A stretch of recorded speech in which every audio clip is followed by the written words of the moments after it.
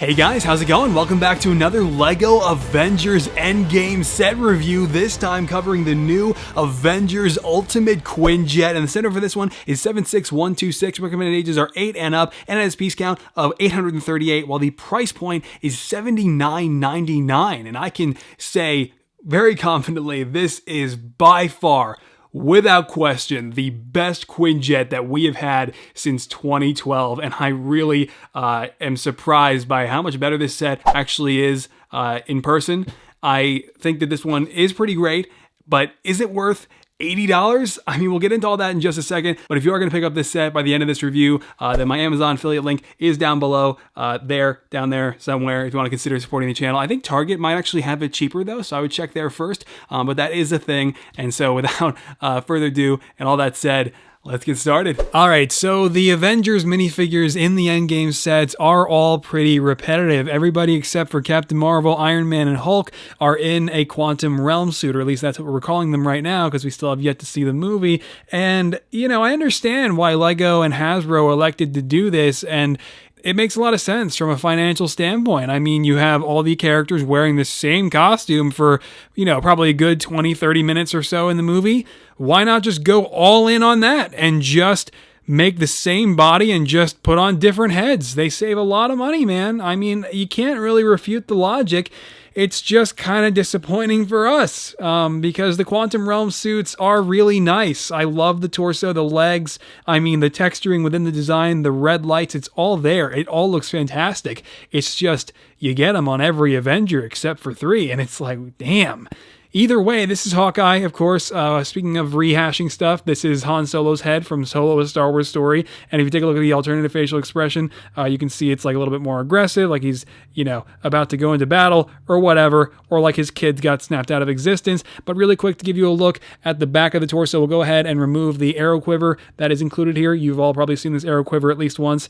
You can see the back of the torso there. Again, the detail just looking fantastic. I'll try not to talk about it too much with future minifigures because it is exactly the same for the rest, but we do have the same bow that Hawkeye has had for years also included here as well. And I'm not gonna lie, I don't think the Han Solo head is that bad for Hawkeye. It is certainly better than using Captain America's face, you know, at the same time, because that's what they did for Civil War. They gave Steve and Hawkeye the same head, and for the same movie, and that was pretty great. All right, so we should be able to whip through the rest of these pretty quick. Thor is back in this set as well as a primary character, and this is the exact same Thor from Avengers Infinity War. For Infinity War, it was confusing because he didn't have the eye patch, and now that he's got the replacement eye, it totally makes sense to have this head back. And I wish that LEGO would use dark tan instead of this like dirty blonde yellow color. I think dark tan would be a lot more fitting for Thor, but it still works. It's a nitpick more than anything. It is a really nice head. Of course, both him and Ronan or Hawkeye using the sleepy hair, and the same exact design for the brick build Stormbreaker is back yet again. And of course, you do have the alternative facial expression also returning on this same head with the lightning eyes, so that is pretty fantastic. And other than that, man, that's really it. You can pretty much tell the rest is the same Quantum Realm suit, so yeah. Our third minifigure, Black Widow, man, again, Quantum Realm suit, but if we just entertain the idea that this is it for Black Widow, and let's say her solo movie is a prequel and she dies in Endgame, it's like, come on, man. I would have loved a proper hairpiece for her. It would have been great if we could have had, if like the Elsa hairpiece for the Disney minifigures came out sooner, and we could have had that for Natasha, but obviously in red. Instead, we've got this hairpiece back again, which we've seen countless times at this point, and I understand why they used it. I mean, in terms of other hairpieces that they have on the production line, I would have definitely gone for that LEGO Friends hairpiece. I don't have one on me, but it comes in black, and if they had that same hairpiece, but like molded in red, that would have been really great, but it would have had to have been red rubbers. I don't know how that would have worked out, but either way, this hairpiece still isn't ideal, but I understand why LEGO used it. And then I just bumped the Quinjet back there. If we go ahead and flip the hairpiece around, you can see the alternative facial expression, which looks really good for the face as well. And the face has always matched ScarJo's likeness a lot better than it ever did for Jyn Erso, you know, Felicity Jones, when it debuted on that figure back in 2016 for the first time. Just a weird coincidence how it wound up looking a lot more like Black Widow. And then also the batons are still lightsaber blades, and that's a bummer because that's, you know, been the case since like 2015, and it's like you would have hoped LEGO would have made a new piece at this point. Again, I understand why they're not, but it is disappointing. Rocket Raccoon is also finally back for the first time since Guardians 2, and he's looking great with an updated new head. The head is the exact same one as from Guardians 2, except now the collar and the shoulder pads are printed in a gunmetal gray as opposed to brown, so I think that's really great and definitely helps for consistency's sake, and I'm really glad LEGO did that and they didn't just leave the whole thing brown, because that would have been really awkward for the Quantum Realm suits. The brick build blaster is pretty nice. Alien Conquest pistol, lightsaber hilt, clip, stud, pretty basic. And then again, Quantum Realm torso this time, but no pair of legs, just a pair of white short legs, not even the new mid legs or anything. And I mean, it's not like that would really work too well either, because the mid legs are slightly taller, and it's like you don't want to make Rocket any bigger than he already is. The proportions have already gone out the window with Rocket Raccoon minifigures, so I get why even if LEGO, cared enough to devote the resources to giving him white mid legs, would have decided to pass regardless. But if we go ahead and remove the back of the head, you can see the back of the torso there, same one. So I mean, yeah, there's Rocket. And finally, the new Chitauri Soldiers are here, and they're actually kind of devoid of color. First of all, the new blaster is really nice. I do like that a lot. It is certainly better than the original one back in 2012. I like the pieces here. I think this is great. So going ahead and removing it temporarily, though, to give you a better look at the Chitauri Soldier itself, first of all, I love the head. I think the head is fantastic. I love everything about it. The design is great. Same could be said for how it continues on the back. It's just the rest of it that is, nice. It's just really devoid of color. I mean, it is just straight up gray, and the gold all but cuts off from there on out. And so personally, what I would do is, if you still have any Chitauri Soldiers left over from back in 2012, I would take these guys and then maybe take the Chitauri Soldier and put the new head on the old body and see how it looks. This is actually my first time doing this, and if you ask me, this looks a lot better. Maybe change the hands to gold or gray, but I think this works better. I don't know. What do you guys think? Let me know down in the comments. But that is going to do it for all the minifigures in the Ultimate Quinjet. No idea how the Chitauri play into Avengers Endgame, but I think a lot of us can probably guess to some extent. All right, here we go with the Ultimate Quinjet. Now, there is a lot to break down here, but if you've made it this far, I hope you'll continue to bear with me through this extensive review. But this is, like I said, the best Quinjet that we've had since the original back in 2012. After that, they all kind of went downhill. With Age of Ultron 2015, that Quinjet was smaller, more compact, less of an interior. The features were okay, but I just personally wasn't a huge fan. Then in 2016, they had this smaller one, which looked okay from the outside, but it was tiny, and again, features-wise, could barely do anything. And then in 2019, this year for Captain Marvel, the shrunken down prototype Quinjet was just okay. It didn't look too great, and the features, again, were kind of lackluster. So for LEGO to then now come back for Avengers Endgame and release this beast, man, first of all, I wasn't expecting it to be this good to begin with, let alone it being almost, if not, potentially better than the original Quinjet, which is nuts. Like, if the original Quinjet was a 10, I would say this one is easily an 8.5 or a 9. This is just so fantastic for so many different reasons, and we're going to get into all of it, but first of all, we have to start off with the three-wheeler. You get this little three-wheeler for Hawkeye. It's just a few pieces jammed together with a couple angled Technic pieces. And so basically what you do is you take Hawkeye, get him into that position, basically, clip his hands into the handlebars, and then you also have a couple stud shooters available on the front of this thing. And I actually am missing a stud on one, so I'm just going to reattach that. And so if we'll grab a Chitauri Soldier for our guinea pig here, you just push down on the gray lever thing on the top, and it fires, and that went across the room. So, moving that aside though temporarily so we can talk about the actual Quinjet now. First, we're going to talk about the exterior. You just look at the exterior and it is pretty self-explanatory. There are a few features here that I will cover, but I have to just first give you a nice 360 of this whole thing. Just a really good view of everything that this build has to offer before you even start talking about features, before you even take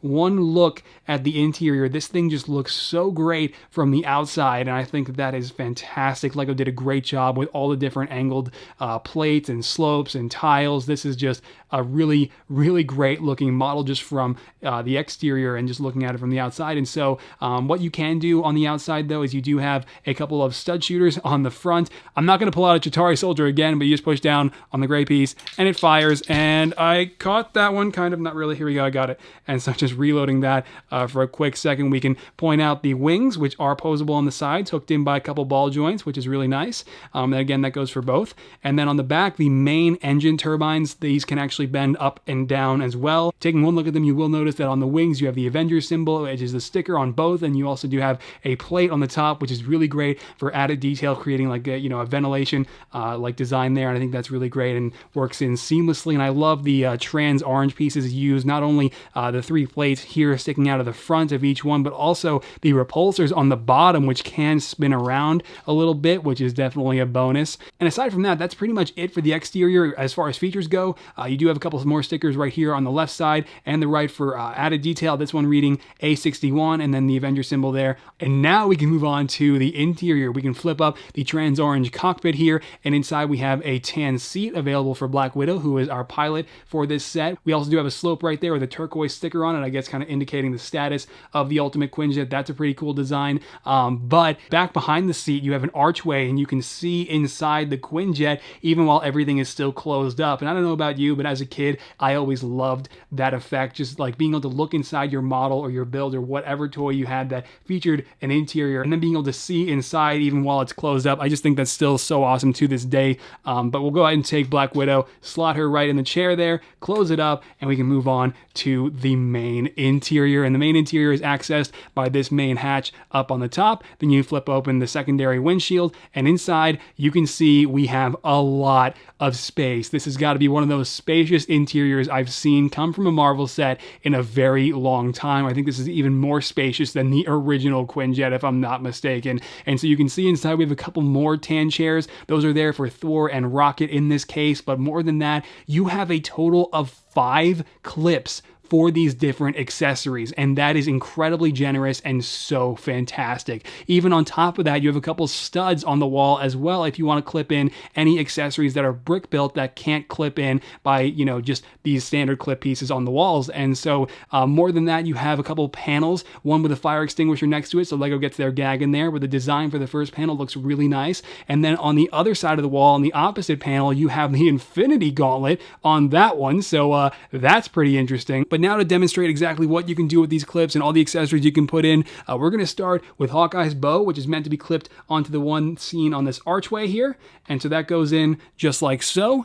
Then further down, we take Thor's Stormbreaker, kind of angle it away from him and upside down, and then that can clip onto the wall. And we can also take Thor, and this will be a little tedious, got to drop him in place and get him in that chair, but there you go.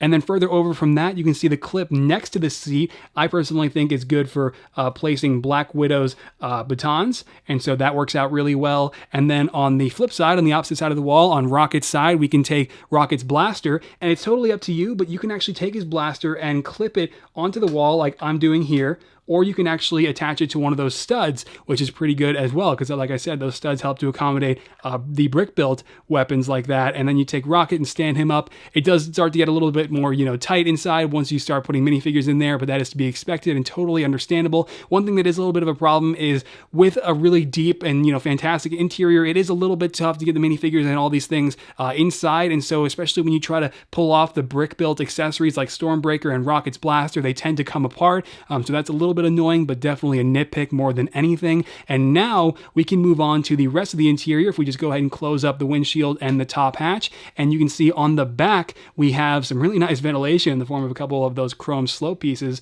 We can fold down the main boarding ramp, and then inside we have the main minigun that folds out by use of a couple Technic pieces, and it locks in place perfectly. And even while it's deployed, you can still close the hatch, so it just is seamlessly integrated with this set. And of course, if you haven't seen LEGO's stud shooting minigun piece, basically the studs fly everywhere. So if you don't mind, I'm going to take the set box and I'm going to put it on the left side of my studio.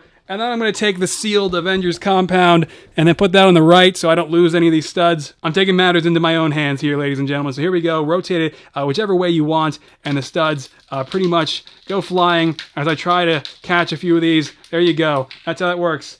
And thankfully, not a single one flew off the studio, so that worked out. But taking those boxes off here for now to actually restore the lighting, you can see inside with the turret now deployed, we have the entire interior accessible, and you're supposed to take the three-wheeler that Hawkeye comes with and then slide it in reverse like so, and it works really well. And you can fold the boarding ramp down, tilt the whole Quinjet downward, and then the three-wheeler basically is supposed to deploy like that, probably a little bit more gracefully than that. But either way, look at all of that space.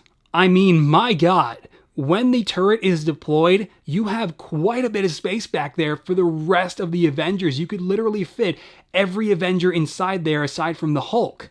And that's incredible. That is so, like, that is just such a generous interior that I was just not expecting, and I think that's fantastic. Now, here's the problem. I don't really think LEGO considered how many fans would probably want to use that interior space for minifigures instead of their three-wheeler, because while I understand this is really great for kids and Hawkeye deploying at the back of it using all that space works, if LEGO had just also implemented a hatch on the back half of the top, that would have been great, because this doesn't fold up like I thought it would, and I think that's kind of a shame. You can access the interior if you go ahead and, you know, you pull this piece off and kind of pull like this whole section apart and then lift this whole shield piece off, but then it's kind of a pain in the ass to get it back in place, and so I think that that is definitely a little bit of a shame, because you can lift these pieces off, like I said. It's just you're not, you know, they're not designed for that, and so it is a little bit of a pain, and I think that's a shame, because if LEGO had only considered that more people would want to access the back of the interior from the top, just like they did the front, they could have implemented a quick couple of hinges to do that, and you would have been able to have, like, you know, the full potential for accessibility with the Quinjet's interior, and I think that's a simple mod. Like, I don't imagine that's probably very hard to do. I might just do it myself after doing this review, and I'm sure a lot of you guys could find easy ways around that as well, but it is something that I figured was definitely worth pointing out, as I think it is really the only problem I actually have with this set. Otherwise, that is pretty much going to do it, guys, for this review for the Avengers Ultimate Quinjet. Now, the big question of the day, is this set worth $80? I am inclined to say yes. Now, listen, I'm bothered by the over-excessive use of the Quantum Realm suits that the toy companies, including LEGO, have done here, just like all of you. But at the same time, man, this Quinjet is just so fantastic that if I were to only pick up one Avengers Endgame set, this would be it. Not for the minifigures. The minifigures, you know, again, if you can get past the repetitive use of the Quantum Realm suits, are fine. But the Quinjet build itself is just so refreshing after years of crappier ones that for me, this one was just a no-brainer. And I do think that if it was 70, that would be a little bit better.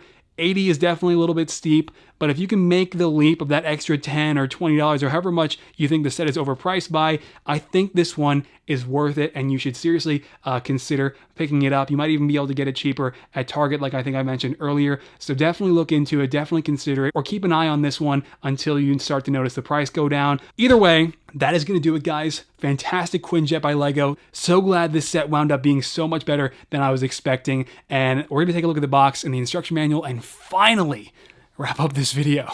The box, as you can see, taking place in front of Avengers HQ, as is the case with all of the Endgame sets, trying to dodge those spoilers, man, to the point where LEGO, Hasbro, and a bunch of the toy companies couldn't even put Endgame on the packaging, and I think that's pretty funny. But you can see on the right side, we also do have Thor, Black Widow, and Hawkeye this time. It changes and varies based on the set and who's in it, so that is definitely really cool. Love the Endgame packaging. Got Thor sporting actual size reference on the top. We've got a really great illustration. Again, changes and varies based on who's in the set, but this time for it, we've got Thor, Black Widow, and Hawkeye along with Rocket, and so that looks fantastic. Captain Marvel, the Hulk, and Iron Man seem to be the ones that are kind of like the regulars, and then we also do have the back of the packaging, which man, looks a lot more bright and chipper than Endgame actually is. It just looks like a happy day in LEGO Marvel Superheroes land. But anyway, yeah, man, that's it. I don't think there's anything on this side really that's really worth you. Yeah, Quinjet. That's it. The instruction manual is pretty thick, man, and as you can see, if we go ahead and flip all the way toward the end here, eventually getting toward the end here, and when we get toward the end here, you can see that at the end here, we have the entire thing coming up to a total of 155 pages. And so that's really great. And we also do have an advertisement for LEGO Life, who cares? And then we also have an advertisement for LEGO Marvel Superheroes 2, which actually looks pretty awesome. And then we have nothing. And what if you're wrong? Well, if I'm wrong, then what more could I lose?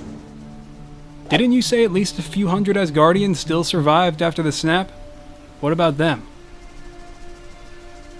Hey, Clint. New tattoo? Oh yeah, you know, I got it while I was But why? Because my family got erased! Alright guys, and there you go. That's going to do it for my third LEGO Avengers Endgame set review. Man, it's still so crazy to just be saying Endgame set review. It's like, man. Anyway, if you did enjoy this review, maybe found it informative, or if I did help you in deciding as to whether or not you plan on picking up this set, be sure to let me know by dropping this video a comment below, as I would so love to hear from you, and I really appreciate you sticking around for this whole thing, as I know these reviews definitely get more so on the lengthier side. And so, with all that said, though, I'm finally, I haven't really had time, but hoping to get, some work in on Captain Marvel once I wrap up these set reviews, maybe even before then, and so I can just try to get that showcase out before Star Wars Celebration when I have to leave on April 10th. I'm not sure if it's going to happen, but either way, you can see the progress for her and all my upcoming Avengers Endgame minifigures over on my Patreon first, if you want to consider supporting the channel. Otherwise, I will be posting preview photos of them over on Instagram, Twitter, and Facebook, all of that long before the showcases make it to the channel here. So I highly recommend it if you're interested. Otherwise, the next review, maybe on the Cap bike, I think I might do that one to kind of ease off for a second and then dive into the big Avengers compound to finally wrap up these reviews. So, yeah, that is going to do it though, guys. Thank you again, and I'll catch you next time. All right, take care. Bye-bye.